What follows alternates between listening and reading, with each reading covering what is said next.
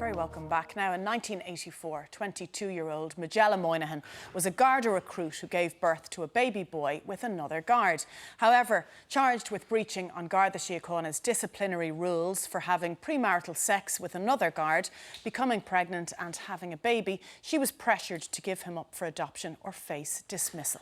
Directly after her son's birth, she was summoned to a sworn hearing on Garda conduct, where she had to testify about her sexual relationship and her sexual history. And in the years that followed, she found her career steeped in misogyny and prejudice, once being told by the then Assistant Garda Commissioner that because of her history, she would never advance in An Garda Síochána. So Majella left the force in 1998. Following her story coming to light in an RTE documentary last year, she received an apology from the Garda Commissioner and Minister for Justice for the ordeal she has endured as a young Garda. For the first time, she's telling her full story in a new book, A Guarded Life, My Story of the Dark Side of An Garda Síochána. And Majella Moynihan very bravely joins us this morning here on the Good morning, Majella. Good morning to you. Thank you for coming in. We appreciate it. Absolutely. Majella, if you can, take us back to 1984. Not that long ago, important to mention. You were a young, ambitious Garda in Store Street. Yes, I was. Or a recruit. I was a recruit, yeah. So I came from Templemore in 1983 and then to Store Street in 83 September. And an extremely enthusiastic young member of the Guards at that particular stage. And then I found that I was pregnant. So even to this day, I find it extremely difficult that I didn't get the support that I required. So it was from that time on, we'll say from the time I told the authorities, which was in November, to when I left An Garda Síochána, it was just downhill constantly from that. It was, and I've said it on numerous occasions, that especially the Garda Síochána, that with me was a job that actually was there to help and support people, and the person that they didn't support was one of their own members. And that to this day I find really difficult. But there was two of you on this journey. There was, but I was the one that was put up there. The father of my child was fined £90 and I was actually... What was the reaction of your other colleagues, Majella? I mean, did you have people at the time who you confided in, friends in the force, or maybe other female Garda? What was their thinking on it? Simon, it was very hard for my friends in the Guards because they were all recruits, so they couldn't be seen to be supporting me, right? Because they had told me I had demoralised the force at that stage. And there was one particular girl, Catherine, who was in Templemore with me, and she was behind the scenes. She was wonderful. She was always there. You know, you'll be okay, Majella. You know, we'll mind you. But they couldn't be seen to be standing to up have with you. my back. Yeah. Of They course. just couldn't. Well, especially if there's a culture there, and as you say, it was steeped in misogyny. Absolutely. It was your problem. It wasn't a shared problem. He had a small fine to deal with. What did you have to deal with? Well, what I had to deal with was, first of all, the first charge, which was that I had sexual intercourse with an unmarried member of An Garda Síochána. And the second one was that I gave birth. But it wasn't, those charges were extremely horrific for me, but it was the aftermath of the charges. It was what went on after I'd been charged. Being told that I had demoralised the Garda force. And I believed that. And sadly, I believed it. You were made feel believe that. But this is the 80s and you're 22 years of age. I mean, if anyone looks back to being 22, I mean, we're all a bit clueless, you know? And I was clueless, but yet Maybe not 22-year-olds now, for the record, but, you know. Yeah. But even at 22 and coming from where I had come from, like, the one thing I wanted in my life was to be a guard. And then to think, just because I got pregnant, that my career was finished. This was the biggest crime. It was the biggest crime, and it was nothing to do with me or my baby. It was the system. So the system was gave you systematic. an ultimatum. Absolutely. And what did they tell you? They told me that I had demoralised the force and that I was going to be sacked. And until the Archbishop of Dublin, at the time Archbishop McNamara, intervened, and the reason that I wasn't sacked was because he said, if you sack Majella, you're opening the gates for other band Gardas to go to England. So it was straight away, don't sack her. Right. So I wasn't sacked. But then they added insult to injury again by bringing me to Harcourt Square, and the chief superintendent there, and telling me that if it happens you again, you're sacked. Not even Magella. I wasn't even addressed. It was, and no support from the GRA, no support from any organisation within the Guards that are supposed to help Guards. I was just so alone. And I fought it alone. Yeah. And it's 36 years on.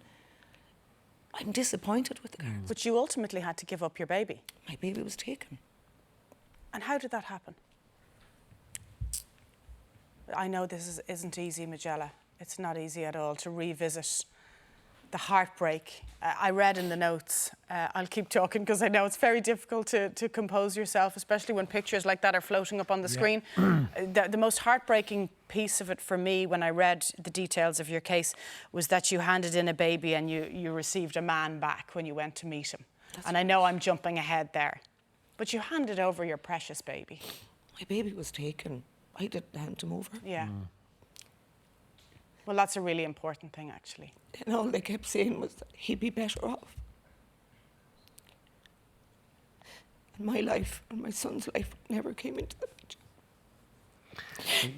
Your life and his life your feelings weren't considered. It was just, this is what's going to happen.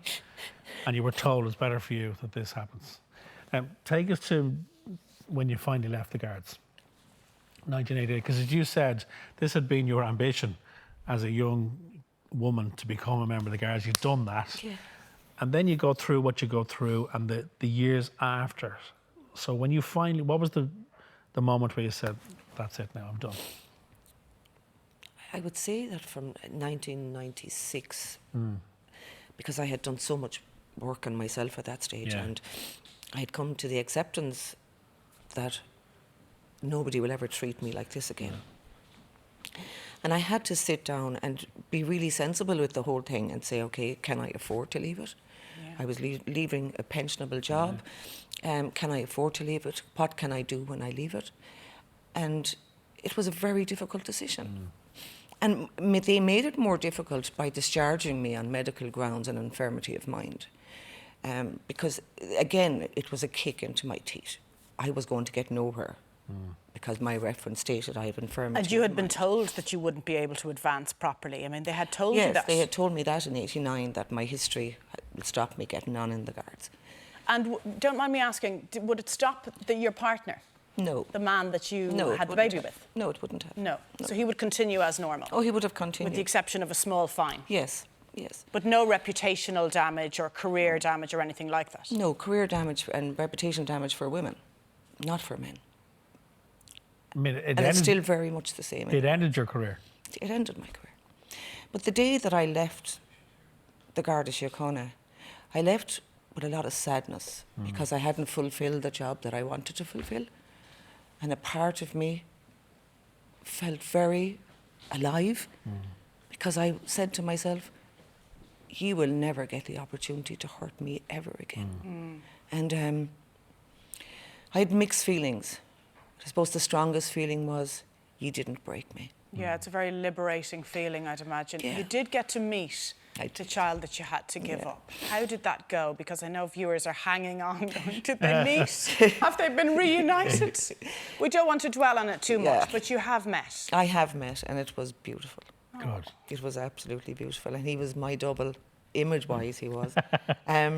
He was just a beauty. He was a dote. And again, as I said it, you know, my baby was taken and the man appeared. Yeah. The man appeared, but in my eyes, he was the baby. Of course. Of course, he will always be your baby.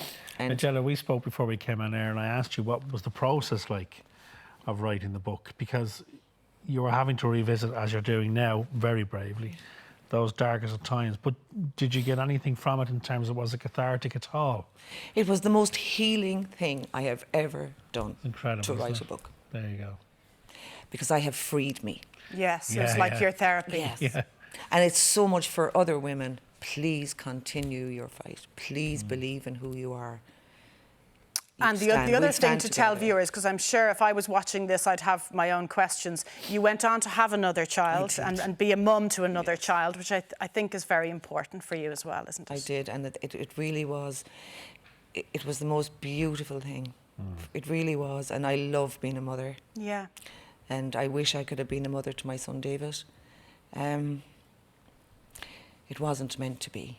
It's now that he'll always be my son. Of course he will. I love him. Well, Majella, it's been incredibly brave of you to come on and talk about it this morning. We truly appreciate it. And the book, it's an incredible piece of work, and we're glad that you were able to share it with us this morning. And Thanks keep for coming sharing on. it, because Yeah. the more you share the story, the more society changes. And as you say, there's still work to be done. Yes, there is. Yeah. Thank you very Thanks, much. Majella. Thank you, Majella. Well done. Now, Majella's book, A Guarded Life, My Story on the Dark Side of An Garda Síochána, is available nationwide